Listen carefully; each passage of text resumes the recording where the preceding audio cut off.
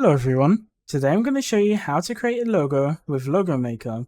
First, go to the Logo Maker website. Once you're on the website, choose the industry that you want to create the logo for.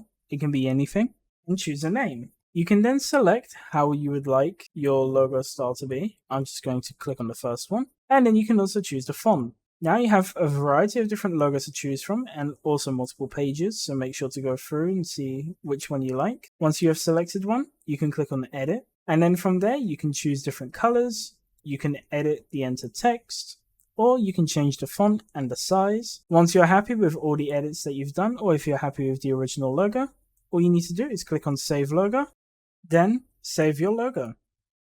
You have 3 different plans where you can use your logo.